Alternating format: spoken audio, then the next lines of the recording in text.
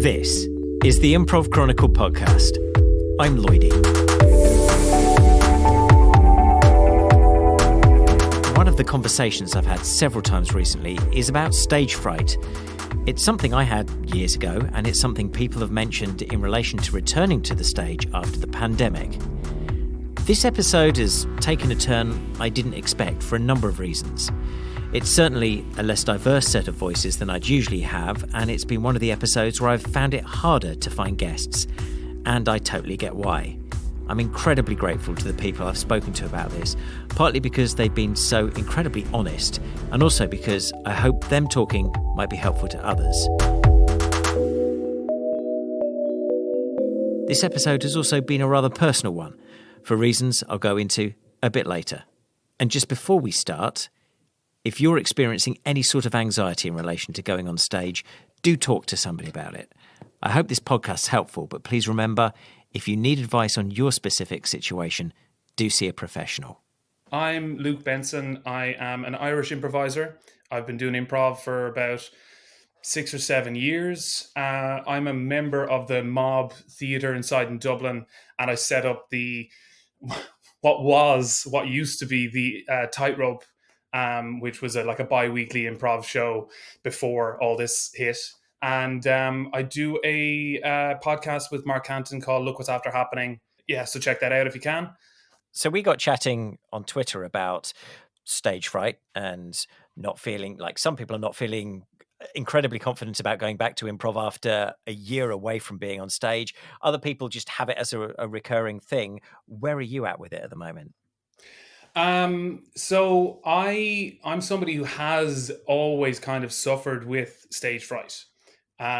So that's kind of my low level, always in the background feeling.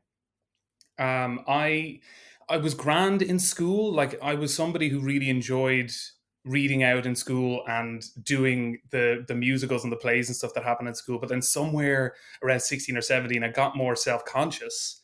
And I began to be more aware of what I was saying when I was reading out in class or doing presentations and stuff. And I started to get nervous in front of crowds. And there were like 3 or 4 different instances where my throat would sort of get scratchy and I'd get really a shaky voice. And I slowly started to like move away from doing any of that sort of stuff in like the end of secondary school and going into college. And it got to the point where like I started to avoid all types of presentations, speaking arrangements, even meeting new people in college situations. I was avoiding all that sort of stuff.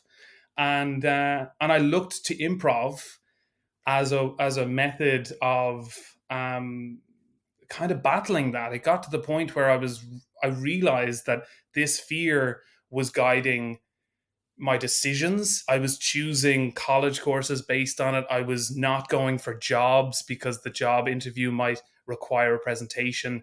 I stepped away from captaincy in like my sports teams because I might at the end of the year, if we win, which we never did, but if we win, I might have to do a speech. So I would avoid any of those sort of roles where I would have to do any sort of public speaking.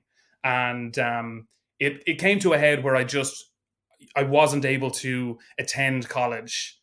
I was so nervous talking to my college, like the new college friends.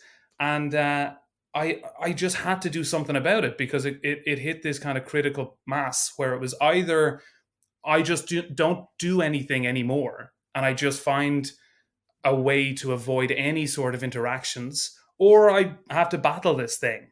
So I started to try and fight back against this anxiety and this stage fright.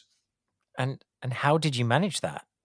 I started off with some therapy. I did some like ACT, which kind of is commitment therapy, which basically forces you to do things that you find a little uncomfortable. So I would start small. I would start really, really small, like talking to people in shops. So I had to like go in like once a day. I had to go into a shop and just talk to somebody I didn't know, ask them where the eggs are. Do you know that sort of thing? Like really simple things. Or interact with someone on public transport. And they were like little steps. And then I got to the point where I was like, okay, well, I'm going to have to try and face this fear of the public speaking. So I Googled Toastmasters, because I knew of Toastmasters, which was this group of people who, if you don't know, sort of come together and practice presentations. It's usually for people in the corporate world to sort of improve on their presentation skills. And a mutual friend of ours, Neil Curran, had the foresight to stick his improv classes, like a sponsored ad under Toastmasters, and up came improv. And it had like just a poster of like, hey, do you like performing? Do you want to have some fun, build confidence, and work on your public speaking skills? And I was like, yeah, that all sounds super. That sounds great. I'll do this. This sounds much more fun. No offense to Toastmasters, but it sounded much more fun than Toastmasters. And so I signed up for his class. And I did it with this, not to be too graphic, but like the sweatiest hands. Like I was in a flop sweat at the thought of having to do this. But I did. I tried to bring in that commitment idea of, decide you're going to do it, click the button, and then just don't think about it. You've committed. Luke has gone from being someone scared of public speaking to being someone on stage and on podcasts regularly. So I wondered, what did he find most helpful to him getting over his stage fright? 3 things that I've really found helped me over the years were committing to it. So if you commit to something, don't give yourself the option to sort of back out. Now, your miles may vary on this, but I've found it works for me to just make the decision and go to it, go through with it. The other thing is like see through it, right? So very often when I was worried about a show, I would see the show as the end point of my day, of the week, of the month. Like it ended at that performance. So everything in my future was leading towards that. But in reality, it was going to be 30 minutes of my time, and then like time will continue. By that evening, you're going to be having drinks with your friends, or you might have, go home and watch TV. Like there is life after that event. And sometimes I found it really difficult to see past the thing that was giving me all that stress. So just know that life isn't going to end one way or the other. It will continue on. And the final thing is, and it's more from a performance point of view, if you find yourself nervous right before you go on and you think, God, I can't do this, just try and focus on your other performers.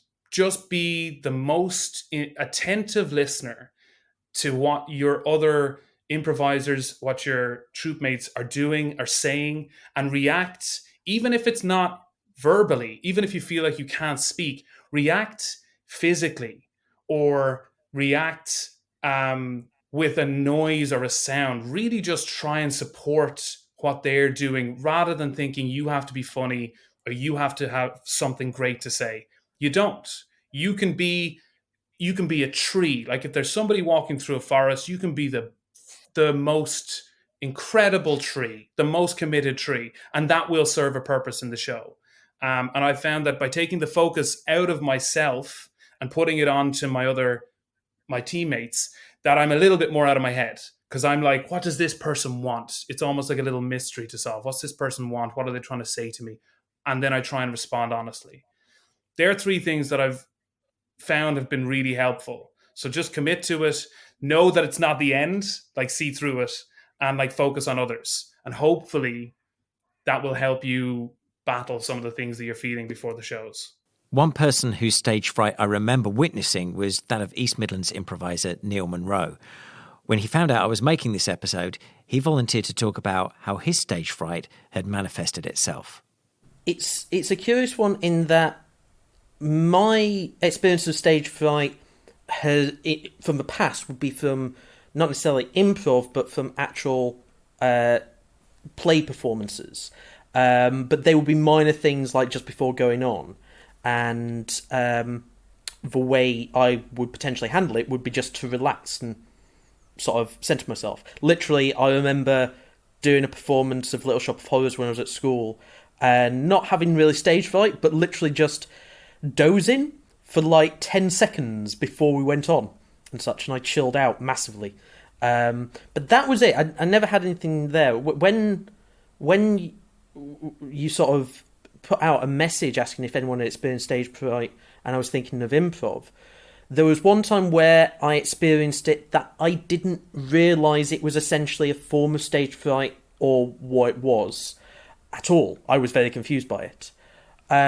Was when you and I were in a rehearsal for a show, and I came in, I think I was the last person to arrive just because I'd been busy that day. So I'd been busy with work and stuff like that anyway. And there was other things going on in my life at the time as well.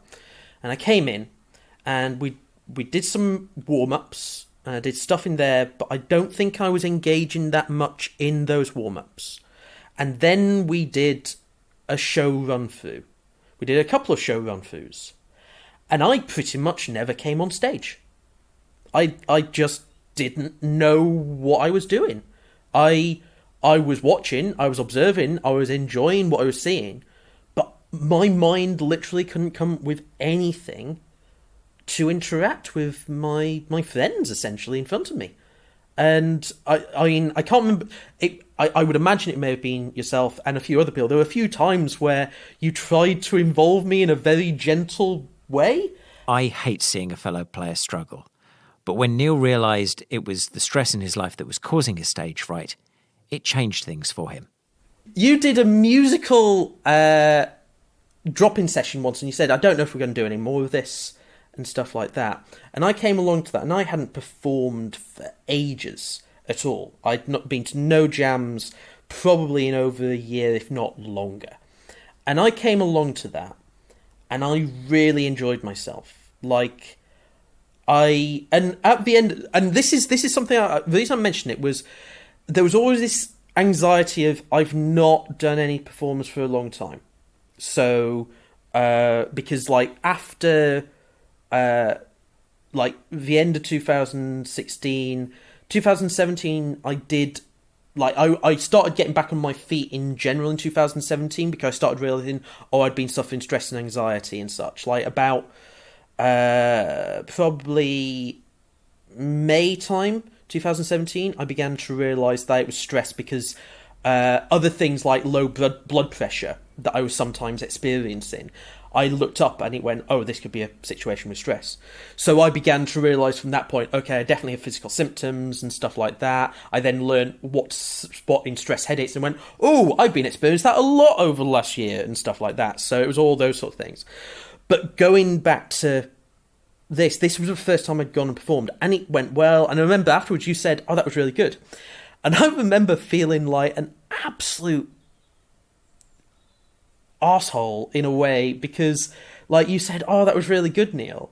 And I went, yes, I did a really good performance. So I was thinking, as I was saying words, this sounds like this is just me, and I'm not complimenting anyone else here and such. And I don't know if there was an element of that, of maybe people looking at me going, okay, he's like, I definitely said to people I liked what you guys were doing, but I then was going, yeah, it was really good. And if that came across, I apologise to anyone and such. And by the way, just so you know, yeah, he was really good. And now it's honesty time from me. And I promised myself I'd be honest. I've had 2 bouts of stage fright during this pandemic. Both have been pretty weird to me. Usually I don't get stage fright in improv. It's something that I associate with scripted shows because scripted shows, well, there's a way it should be done. Whereas in improv, surely I'm free. But yet, the stage fright has emerged. A few weeks ago, Susan Messing was a guest on this podcast in the episode where we featured people who thought about not going back to improv after the pandemic. One piece you didn't hear was Susan make me start recording again after we'd finished. And she insisted that I ran this at some point. So here goes. About me. I don't care that it's about you. Okay, we're back. And the reason we're back is I'm forcing Lloydie to talk about himself with this. And it's interesting because as what a giving human being Lloydie is, he's like, yes, it's my podcast, but this isn't about me. Yes, it is. So I am curious now for you to continue what you just dropped. Okay, this is the most Susan move ever, but I was just saying that I've known throughout that I will go back to improv. Yes. Because in the first month to 2 months, it's like, oh, this probably won't last long. We'll book some gigs for later in the year. And as we've gone through, whilst I've spoken to people who are kind of questioning whether they'll go back as they've reevaluated their lives, as so many of us have in the pandemic, the creeping thing I felt is a feeling of, oh my God, after I've not done improv for so long, am I going to be completely shit? There's all these people doing it on Zoom, like night after night after night. I've not been doing that. No. I've taught a little bit, but I really haven't been performing. I've done like 3 online shows, maybe 4 in a year. Let me tell you something. I will tell you, may I interject for this part? Because there is that concern. I did a scene with Bree Watson 4 weeks ago. That was my first show. It really is just talking on Zoom, but it's improv. Mm-hmm. And then I did a little bit with Jill Eichmann for her show. And then I did, the Assembly is opening up in South Africa. So they put me and Wazowski together. And it's a different thing because I am a visceral and physical improviser. But there are visual cues. And I could see where magic could happen.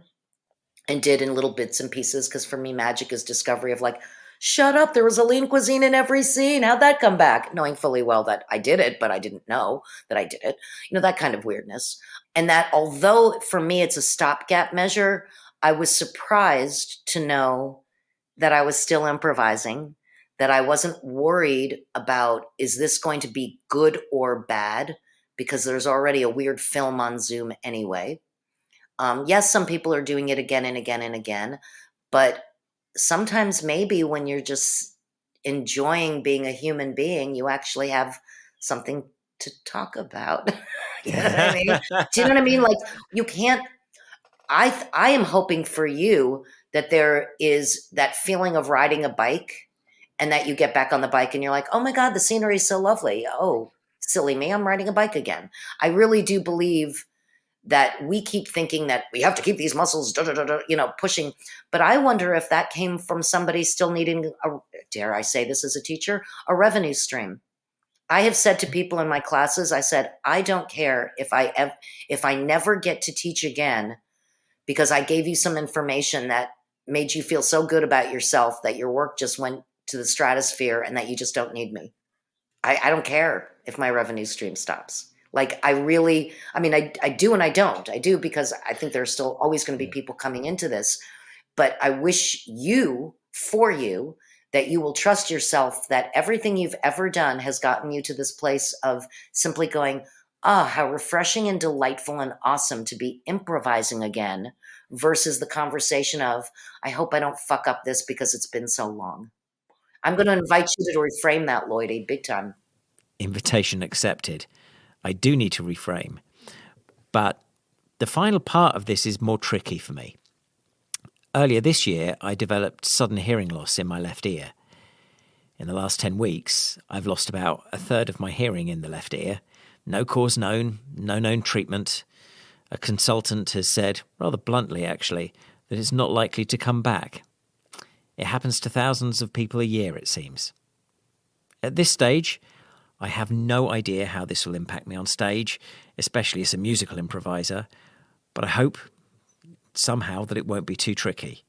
But it has added to the weight on my mind about what that first show back in real life is going to be like.